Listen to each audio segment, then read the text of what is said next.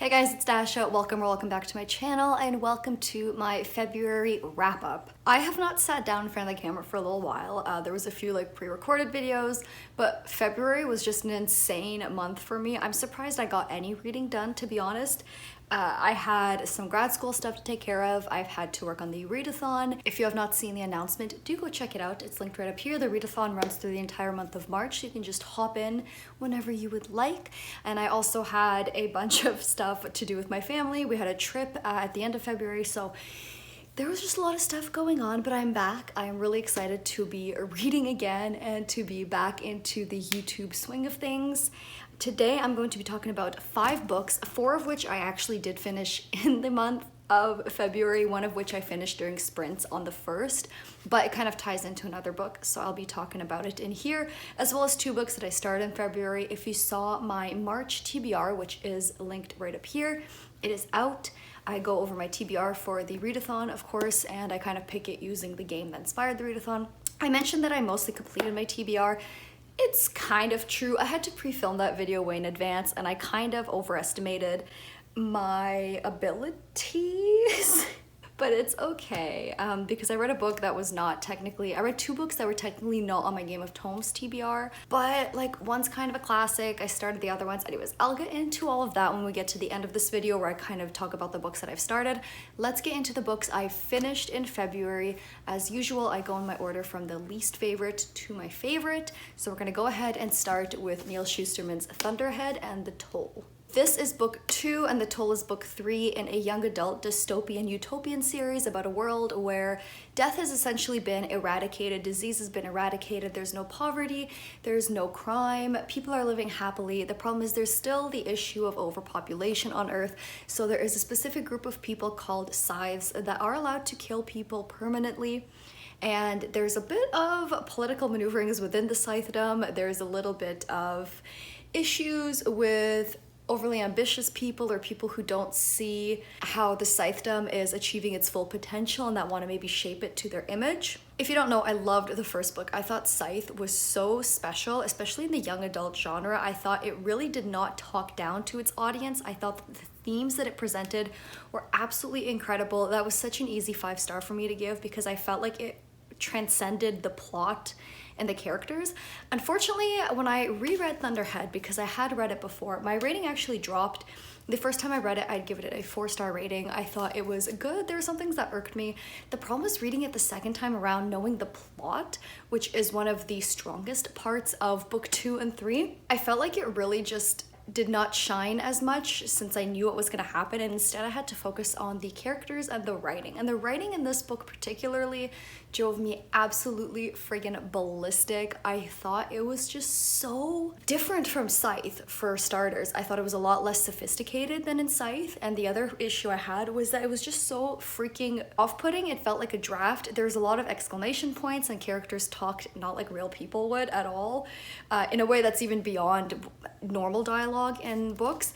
And beyond that, there was this really annoying thing where every single paragraph break, when they were switching point of views, you would get this line that foreshadows the next paragraph, but you're about to read it anyways. Why are you giving me that? I literally tabbed it in here. This is the only thing I tabbed because I was actually starting to slowly lose my mind. It's not even in a paragraph break. It was just these 2 people were standing there, and then it says, then as they waited for the coin, things took an extremely surreal turn. And it's just we're about to see that. Why are you telling me this constantly? I don't need to read it before reading it. It makes me really angry. And the other thing I found was that while we were introduced to some new interesting characters and points of view from this world in this book, there was different aspects of the world that we hadn't seen, maybe hadn't considered. And all in all, it's pretty well thought out. I felt that the characters throughout the series just kind of get flatter and flatter consistently. Our main characters, Citra and Rowan, don't have any kind of character growth, character arc. Citra, I just want to throttle her and tell her to act like a human being, feel some emotions, because she always responds with these one-liners. She's always very stoic, and it just feels like you don't really want to root for her. And the story does progress beyond the need for a main character. The story kind of is bigger than Citra, but because you're following her so much, it's very frustrating to read from her perspective. You do see a lot more, I would say, of her in this, because something happens in here that makes her unavailable through part of the third book. So in here, it was just so frustrating to read from her as a scythe, trying to figure out what's happening, but also just being so emotionally detached, seemingly, that like you just don't really want to read from her. So this ended up being a 3-star. There was just a lot of writing things that like threw me over the edge. I was like, I'm not really enjoying this. But the plot, again, is still so good. The ending is just so fast-paced. Your heart is just pounding, wanting to get through it. So that kind of did save it a little bit. And it set up the third book really, really well. I enjoyed the third book substantially more than the second, although not as much as the first. The Toll definitely has a very interesting turn, I'd say. I quite enjoyed it as a conclusion to a series. I like where the arcs of the plot and all the little threads went. I really like where the AI character was taken and the direction they took. It wasn't my favorite iteration of this AI trope, so if anyone's read this and has any like better recommendations, let me know. The kind of, you know, like sentient AI, morally gray AI. This one's just, I don't even think this one's morally gray. Like the Thunderhead is usually a pretty morally correct character, I guess, but it's more like the sentient AI character that I enjoy the trope. I just didn't really like how it was done in this particular instance, but I enjoy the trope and I kind of liked where the general direction of the story went. I like that we also got to see different parts of the world. Up until the third book, it was pretty much like American centric, and I understand that, you know, you kind of write what you know, the author is American, but I really liked being able to see how different parts of the world and different characters and different regions treated things differently and kind of their perspective on the scythedom and gender. There was a whole region that is what we call a charter region in this series, and it basically doesn't follow the same rules as the rest of the world. It's kind of an experimental social experiment type region for the Thunderhead, which oversees the world. And in this region, people are born there without gender until they can, you know, decide for themselves what they want to be. And you get to meet a character that grew up there, and they are, I guess, what would be called non-binary or agender, gender fluid, I think is the best way to describe it, because theirs is kind of poetic. They say that like when the sun is out, I am a woman, and then when it's cloudy outside, I feel more masculine. And you can call my pronouns based on, you know, the weather outside. And some people think it's like wildly inconvenient, and this character's like, well, I think you having to always gender everything is like super inconvenient. So it was kind of interesting to introduce those ideas in a world that is deemed perfect, and I enjoyed those explorations and this new little nuance, and again seeing the different regions and how they treated the scythedom and how different scythes from other regions and continents view their craft was pretty interesting. And the conclusion was what I would call satisfying, just not perfect. I gave this 3.5 stars. Like I said, I liked it more than Thunderhead, but like that bar was a little low, and I still don't like our main characters, Citra and Rowan. Citra needs to just let loose, get a grip, but I liked some of the things that were introduced. It's entertaining. Overall, when I look back at the series, unfortunately, it did not maintain the caliber of thematic content the whole way through like the first book did, but it transformed into a really engaging and exciting series. I really like this take on the utopian world, and I like that the world remained mainly utopian despite the bad actors within it. So overall, I would really still recommend this series, even for an adult who's kind of phasing out of young adult like I am. I still thought that this series has a lot of merit. I think there's a lot of good substance there for discussions if you want to do it for like a book club. It's just not the best crafted series as it goes on, but in terms of plot and themes, there's still a lot to dissect, even though the characters and the writing are maybe not the most incredible. The next book I want to talk about, I can already tell is going to be on my most disappointing books of the year list, and that is Cultish by Amanda Montell. This is a nonfiction book about the language of cults and cult-like groups and how it's used to influence people's behaviors. Listen, this was on my 22 for 2022. If you have not seen that video, it's basically a TBR of a bunch of books that I'd like to read this year. I put this on this list because I was so hyped for it. It sounded so up my alley. Amanda Montell also has a book called Word Slut. So I guess she has a habit of delving into the linguistic properties of like social commentary and like social situations. I don't know how to say this properly. Fuck. She examines the linguistic properties of social phenomenons. I think that's the word I was looking for. And I guess this is what like she does. So having known that she had this previous book, I was excited for this one because it seems more up my alley. However, this was so disappointing. I'm very, very sad. Here is I'll start with what I liked. As you can see, I've tabbed it quite a bit. There's a few things that were quite interesting in here. Unfortunately, there are paper tabs, and if you know my tabbing system, I usually paper tab when it's things that like bother me, that are shitty, not well done. And it's very rare that a book has both like good and bad tabs, if that tells you anything. But there are things I liked about this. The main thing I think that disappointed me was what I thought this was gonna be versus what it was. Once I got used to what it was still enjoyable. This book is very accessibly written, very conversational. It feels like a friend chit-chatting with you, maybe a podcast where the author inserts some of her personal experiences into it, which is not a bad thing at all. There are quite a few concepts that I took from this and that I will apply in my real life. For example, one thing that has stuck with me, and I haven't read this book that long ago, but it's stuck with me since, and I think I'm gonna take this into the rest of my life. She presents this idea of what is called a thought-terminating cliche.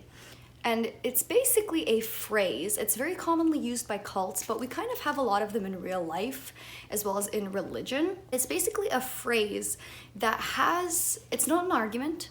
You cannot compose an argument to counter it.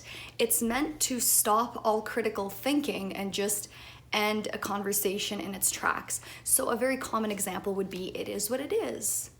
It's God's will. Boys will be boys, those kinds of things. There's no argument you can make to counter it. There's no real logic behind it. It's just meant to stop all critical thinking in its tracks.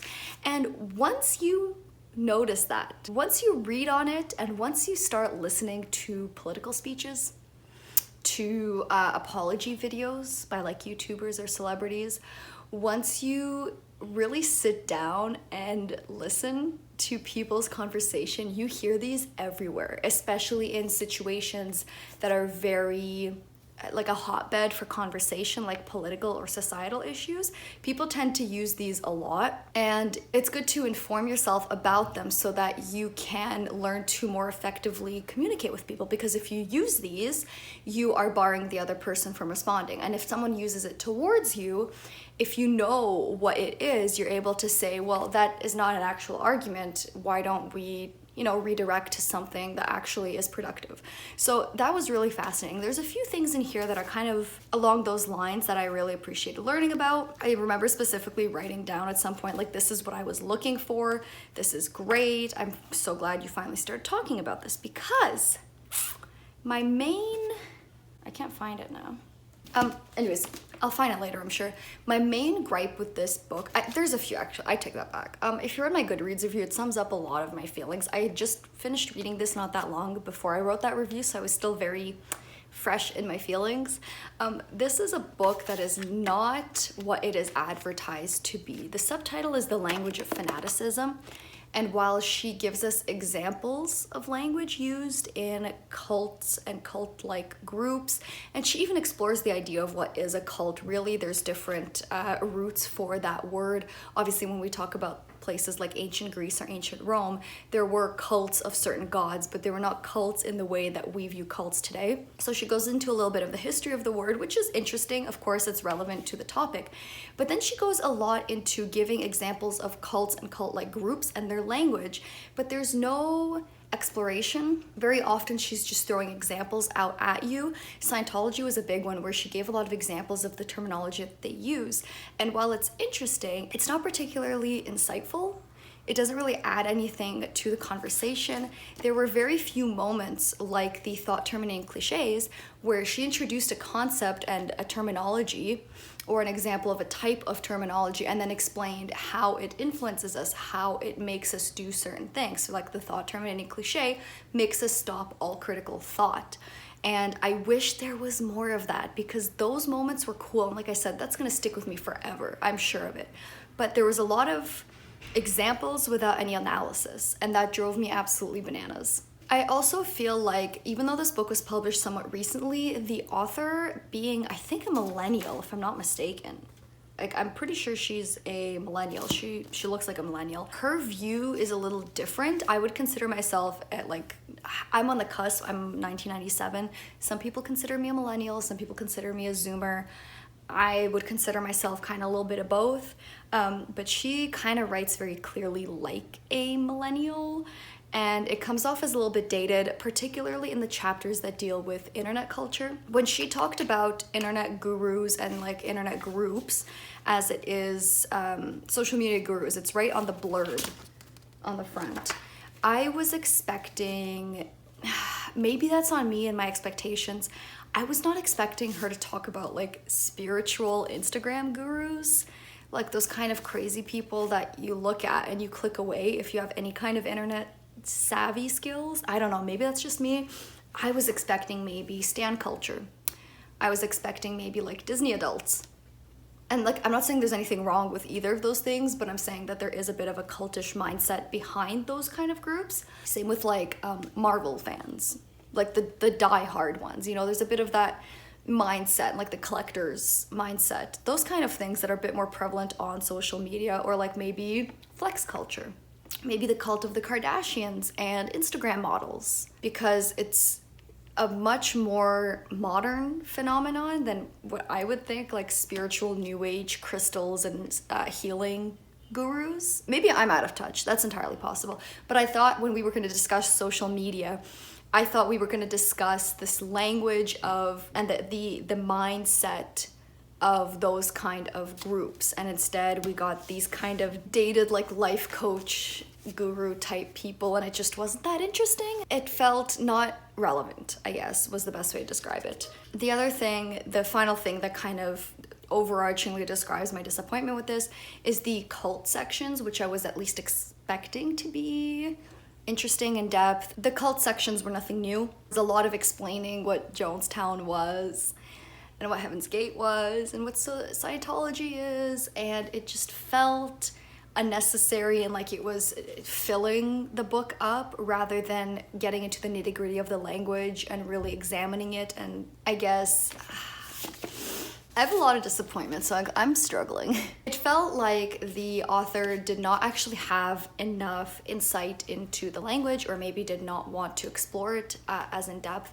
So she went into the history of the cults and the cult leaders, and it was just very kind of boring if you know anything about cults. Like a lot of people do, a lot of people spend time listening to podcasts or watching videos that have to do with cults. And in this case, it just felt a little unnecessary, especially since she has a section at the beginning talking about how pervasive cults are in our entertainment industry, how much we watch videos and consume content about them. So why would you go into a basic rundown of what these cults are if you're not going to add anything new to the conversation?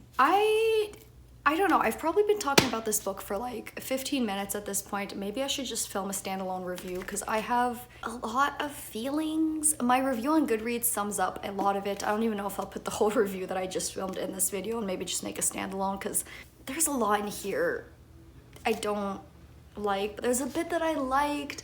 I would say overall, I rated this 3 stars.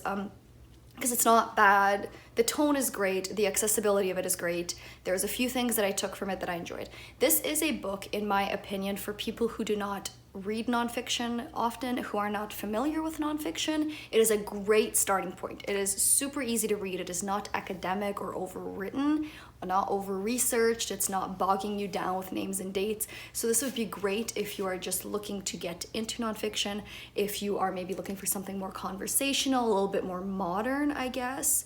in the sense that the author is someone who is in, you know, maybe your age group, who is relatable to you. This could be for you. For me, unfortunately, it was a bit of a flop. I am quite disappointed in this. I really expected a lot more, especially for such a spectacular cover, and the premise just seemed so good. But there are things that I will take from this. I will definitely be keeping it for reference. I'm sure there's things that I could pull out and maybe research later, or use to apply to other topics that I want to research and read up on. So it's not a waste of my time. It would not be a waste of yours, I am sure. Just be aware of what it is going into it. It is more of a conversational discussion about language and giving examples of language rather than an in-depth dissection of language and its uses and its impact on people. All right, next book I want to talk about, we will have a whole live show for, so I'm gonna keep most of my thoughts brief on this, but that is The Last Wish by Andrzej Sapkowski.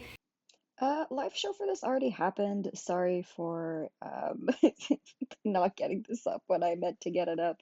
If you want to go check it out, it is linked down below on Belgian Book Nerd's channel.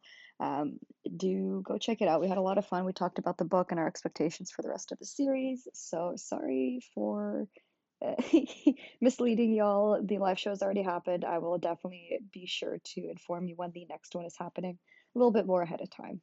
This is the first book in the Witcher reading order, but it is actually a set of short stories that are kind of interconnected, meant to introduce the Witcher and some of the main characters that we will see throughout the series, like Dandelion and Yennefer. If you don't know, the Witcher series is about Geralt, who is a monster hunter. Witchers are monster hunters. They are taken from their homes at a very young age and made to undergo all these crazy mutations and procedures, and it is very dangerous, but they are incredibly powerful and they're not really human anymore necessarily. They are super strong, very well trained in all sorts of combat, and they can brew potions that would kill most ordinary people, but they can ingest them just fine. Like I said, this is a bunch of short stories that kind of introduce some of the characters. There's one overarching plot line that you kind of jump back and forth between, some shorter stories in between, and I have a feeling that there's some threads that are started in here that we're going to see a lot later on, so I'm very excited to see how that pans out. I really enjoyed getting to see everyone on page. I have played the Witcher 3 game, my favorite game I think I've ever played. It's absolutely amazing. I love the story and the gameplay and the world, so it's such a treat to be able to see it in book form in the original author's intent and how he envisioned Geralt and everyone around him. Dandelion is even better than he is in the game, and in the game he's a hoot. Geralt is still very stoic. He's a little more sexist. This was written in 1993, and like I get that, but I was actually so turned off for the first like 100 pages of this almost, because you know that trope when men write women in fantasy and it's like her booby boobs boobed boobily down the stairs sort of thing. The first page literally has the word breast on it, and I was like, is this gonna be one of those situations? And Geralt has like a few moments where he makes like some comments about women, and I'm like, is this the main character I want? Maybe not, but it's what I got. Overall, I grew to really love this by the end. The story of how he meets Yennefer, just like, oh, I loved watching them interact together. So much more interesting than in the game, I think. Yennefer tends to come off as extremely bitchy in the game, and like, I understand that's how she is. She's still kind of like this in the book, but she's a lot more charming, and Geralt is so, it's fun to read from inside his head rather than you playing as Geralt in the game. So it was just a really nice experience. I'm really excited to talk theories with everyone during the live show. There's some really cool stuff in here. Some of the stories are retellings or like reimaginings of fairy tales, but with a really good twist. I don't know, there's something about this I love. I gave this 4 stars. I just thought it was utterly fantastic. I really grew to love it by the end, and it makes me even more excited to finish the series. Also, when I filmed my TBR, I wasn't actually finished this. I finished this like the day before I left for my trip, which was after I'd filmed that TBR, and I said like I wasn't loving this, but like it's fine. And then like the last bit saved it for me. So if you watched the TBR, now you're watching this and you're like, what happened? I knew I would finish it. I cheated, okay. I love this now. All right, what is the best book I read this month? That absolutely goes to The Fire Next Time by James Baldwin. This was incredible. This is a nonfiction. It contains 2 documents, a letter to his nephew as well as a personal essay that he wrote. It was written during the Harlem Renaissance. There's a lot of historical context behind it, but it's also deeply, deeply personal. I picked this up because I had a hold at the library for this. I think a lot of people had put it on hold prior to Black History Month, and my hold came in kind of unexpectedly. I thought I was gonna have to wait till March to read it. That's why it wasn't on the TBR. I didn't really plan to read it at all. But then I got it and I was like, you know what, it's pretty short. I've been meaning to read James Baldwin for a while. I know he is an absolutely fantastic writer, and I got to see that for myself because the writing was absolutely breathtaking, like mouth-wateringly, I just wanted more. It was so beautiful. I think I preferred the essay a little bit more, just my personal taste, because the letter is fairly short. The letter to James's nephew is fairly short, and it's definitely a bit, while still beautifully, beautifully written and just hopeful but heartbreaking all at once. I think the essay just held a bit more for me because James goes into his experience in the church and his relationship with God and with religion. And it's just such an interesting perspective to read from because I feel like when we talk about the US and the state of religion and Christianity in the US, it is often from a very white perspective because we look at evangelicals and people in power. And to get the perspective of a Black man who was dealing with watching his neighborhood and his area deal with all sorts of hardships and how he chose to view himself and those around him through the lens of religion and how he felt with respect to his relationship with God and his relationship to the church and his family as a result. It was just a deeply fascinating perspective to read from.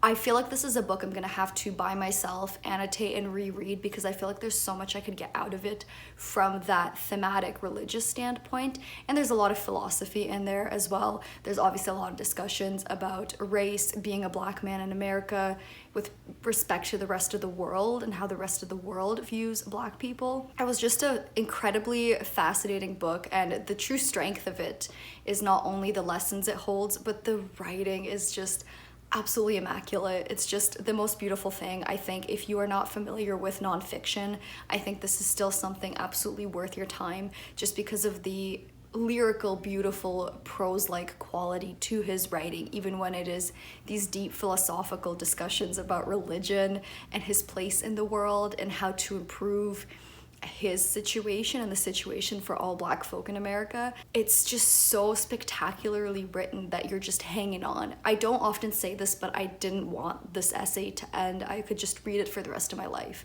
and there'd be so much. So I will definitely be picking up more of James Baldwin's works. I was just like flabbergasted. It was such an easy 5-star for me to give, and it's gonna be one of my favorite books of the year, I can already tell. There's just so much to unpack there. I want to reread it almost right away. Even when I finished it, I almost wanted to restart it because there's so much there. It's absolutely incredible. Such a good read. I would very highly recommend it. So that was all the books I completed. I wanted to quickly pop in here with these two. So again, if you saw the TBR, I said that I have started these, and I have. I wasn't lying. I got a little bit further in this one than I did in this one, but I just wanted to say that, like, these are my currently reading. This is a classic set in the 20s on the French Riviera. You're following a woman who arrives there and kind of meets this like group of people, and she's kind of, you know, they invite her to join them, and there's all sorts of like backstabbing and like drama. So it's fun from the drama perspective. I'm hoping that, like with The Great Gatsby, it's more of a situation where you just slowly sink into the story, because right now I still feel kind of removed from everyone. But I remember with Great Gatsby as well, you kind of see these people and how unlikable they are, but then at the end you're fully immersed in their world. So I'm expecting that to happen here. I don't hate it. The writing is very accessible. I'm enjoying it quite a bit. It's just a very slow read because I should have read this during the summer. First of all, I feel like the French Riviera is like such a summery setting that this is kind of a mistake to read in February and March. I am so sad. I had cut out, for some reason, my phone stopped filming. I went on a whole spiel about the shock doctrine, and now I lost that footage and I don't remember what I said. I know I was in the middle of talking about this when I cut out, so regardless of all I just talked about, this book is interesting. I'm excited to see where it goes. I am looking forward to finishing it, despite the fact that it's the wrong season to read it, and I'm hoping the rest goes well. I just talked about this. Okay, this is a nonfiction about disaster capitalism. And this is not what I thought it was. I thought disaster capitalism referred to the military-industrial complex, maybe to people coming in after disasters and making money off the relief efforts or the rebuilding of it. And sort of, but not really. This is more about the economic theory of, I guess, like shock economics, where you stage a disaster or you take advantage of a disaster that is staged. So in the first section, they specifically talk about the military coups that took place over in Argentina, Chile, and Brazil in the 70s or 60s. I know I just read this, I'm so sorry. I think it was the 60s. And they talk about how not only was this a change of regime, but it was also an opportunity to implement new economic theories, specifically free market capitalism. And the idea behind this was Milton Friedman's idea that in order to have true capitalism in a perfect world, it needed to exist in a completely free state. There was no government overreach, you had as many foreign investors as you wanted, and the market would eventually balance itself out. So the South American dictators, backed by the CIA, as usual, fucking US, the South American dictators took people who had studied at Milton Friedman's school in Chicago, called the Chicago Boys, and they also shipped a lot of Latino men to study there, and when they came back to their home countries, they served as advisors, economic advisors to these dictators. And they would say, you know, you have this opportunity where you just took over the country. There's a lot of political things behind it. It's not just economic. It's they painted all the leftists as these terrible people that were a threat to their country, and you know they beat and imprisoned them. But the main reason was that people who opposed the coup also opposed the economic regime that was being put in, which was this completely free market capitalism. So they could not only impose this and then wait for things to go well, they had to impose it and enforce it using torture, using disappearing. They made people disappear. They would make neighbors turn on one another and snitch on one another. They would torture people, imprison them. And this is basically talking about how you cannot have that kind of free market capitalism that these Chicago Boys envisioned without that kind of enforcement, very violent enforcement. That's just one section of the book. That's a section I have finished. There's also a section about Afghanistan, if I'm not mistaken. It talks about some other natural disasters as well, where people take that opportunity of people being disoriented and shocked by what has happened and implement their ideas onto it. The first example that was given was after Hurricane Katrina. Someone decided, I'm gonna come in and I'm gonna change your entire school system. I have literally filmed this 3 times. I'm gonna stop talking about this book because apparently I'm talking about it too much and the camera's tired of me yelling at you about the US involvement in other politics and how free market capitalism is bad. So if you've read any of these, particularly Cultish and The Shock Doctrine, let me know what you thought. Don't forget to check out all the links below. I have my social media down there. I have the info for the live show for The Last Wish if you want to join us. I have info for my readathon, which is happening in March. Please join us for that. We would love to have you there. Other than that, thank you so much for watching. I'm sorry for this chaotic mess. I will see you next time. Bye!